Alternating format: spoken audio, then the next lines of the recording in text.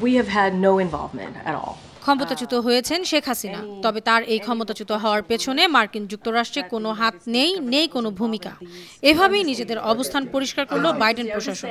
White house স্পষ্টভাবে জানিয়ে দিল, বাংলাদেশের সরকার পতনের ব্যাপারে মার্কিন হস্তক্ষেপের অভিযোগ কেবলই মিথ্যা আর গুজব। এদিকে অন্তর্বর্তীকালীন সরকারের সঙ্গে যোগাযোগ রাখছে জানিয়ে জাতিসংঘ বলছে, আইনের শাসন এবং স্বচ্ছ ও জবাবদিহিমূলক সরকার প্রতিষ্ঠায় নির্বাচনের জন্য অন্তর্বর্তীকালীন সরকারের সময়সূচি দ্রুত ঠিক করা দরকার। কোটা সংস্কারের দাবিতে গড়ে ওঠা বৈষম্য বিরোধী আন্দোলনে বিক্ষোভের মুখে পদত্যাগ করতে বাধ্য হন শেখ হাসিনা। তার ক্ষমতাচ্যুত হওয়ার পেছনে যুক্তরাষ্ট্রের ভূমিকা থাকতে পারে, পেছন থেকে কলকাঠি নাড়াতে পারে বাইডেন প্রশাসন, এমন জল্পনা ছড়িয়ে পড়ে সোশ্যাল মিডিয়া সহ বিভিন্ন গণমাধ্যমে। এরই পরিপ্রেক্ষিতে মুখ খুলল মার্কিন যুক্তরাষ্ট্র, স্পষ্টভাবে জানিয়ে দিল, শেখ হাসিনাকে উৎখাতে তাদের কোনো ভূমিকা নেই। বাংলাদেশে মার্কিন হস্তক্ষেপের অভিযোগ কেবলই মিথ্যা। স্থানীয় সময় সোমবার নিয়মিত প্রেস ব্রিফিংয়ে হোয়াইট হাউসের মুখপাত্র কারিন জোঁ-পিয়েরে এসব কথা বলেন। ওই ব্রিফিংয়ে বাংলাদেশ সরকার পতনের বিষয়টি নিয়ে এক সাংবাদিক জানতে চান, বাংলাদেশের ক্ষমতাচ্যুত প্রধানমন্ত্রী শেখ হাসিনা অভিযোগ করেছেন, বাংলাদেশের একটি দ্বীপের নিয়ন্ত্রণ চায় মার্কিন যুক্তরাষ্ট্র, তবে যুক্তরাষ্ট্রের ওই প্রস্তাবে সায় দেননি তিনি। এ কারণেই যুক্তরাষ্ট্র শেখ হাসিনাকে পদত্যাগ করতে বাধ্য করেছে। এ বিষয়ে মার্কিন যুক্তরাষ্ট্রের মন্তব্য বা প্রতিক্রিয়া কি? জবাবে হোয়াইট হাউসের মুখপাত্র কারিন জোঁ-পিয়েরে এই বিষয়ে যুক্তরাষ্ট্রের অবস্থান তুলে ধরেন। বাংলাদেশের প্রধানমন্ত্রীর পদ থেকে শেখ হাসিনাকে ক্ষমতাচ্যুত করার ক্ষেত্রে যুক্তরাষ্ট্রের কোনো ভূমিকা ছিল না। একই সঙ্গে বাংলাদেশের মার্কিন হস্তক্ষেপের অভিযোগ কেবলই মিথ্যা। রোববার ভারতের ইকোনমিক টাইমস পত্রিকার একটি প্রতিবেদনে হাসিনাকে উদ্ধৃত করে বলা হয়েছে, মার্কিন যুক্তরাষ্ট্র তাকে ক্ষমতাচ্যুত করার ভূমিকা পালন করেছে, কারণ তারা বঙ্গোপসাগরে বাংলাদেশের সেন্ট মার্টিন দ্বীপের নিয়ন্ত্রণ চায়। হাসিনার ঘনিষ্ঠ সহযোগীদের মাধ্যমে এই বার্তা ইকোনমিক টাইমসে উদ্ধৃত হয়েছে।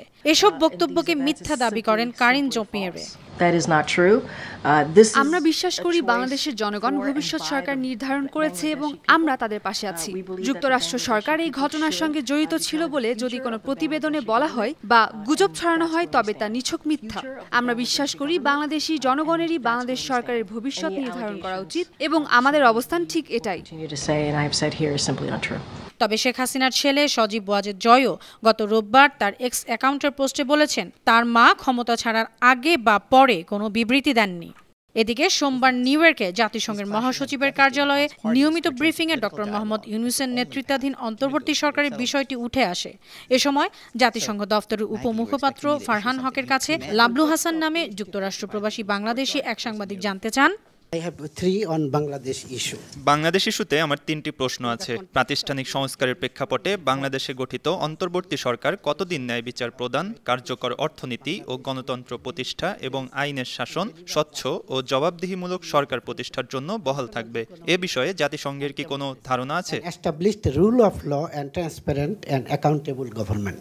জবাবে জাতিসংঘ মহাসচিবের দফতরের উপমুখপাত্র ফারহান হক বলেন,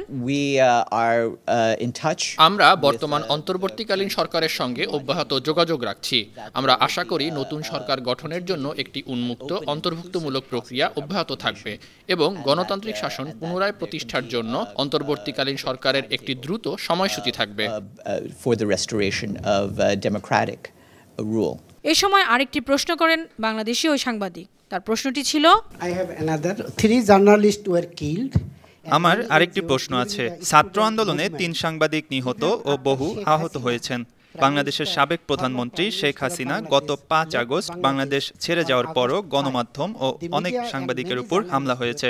ঢাকায় জাতীয় প্রেস ক্লাবের সভাপতি ও সম্পাদকের কক্ষ ভাঙচুর করা হয়েছে। এই অবস্থার পরিপ্রেক্ষিতে জাতিসংঘের কোনো মন্তব্য বা বিবৃতি আছে কি? জবাবে জাতিসংঘ মহাসচিবের দফতরের উপমুখপাত্র ফারহান হক বলেন, হ্যাঁ, যে কোনো কারণে যে কোনো জায়গায় বা যে কোনো এলাকায় সাংবাদিকদের উপর হামলার বিরুদ্ধে আমাদের অবস্থান এবং সাংবাদিকদের উপর হামলার ঘটনায় আমরা শঙ্কিত। আন্তর্জাতিক ডেস্ক, বানো টিভি।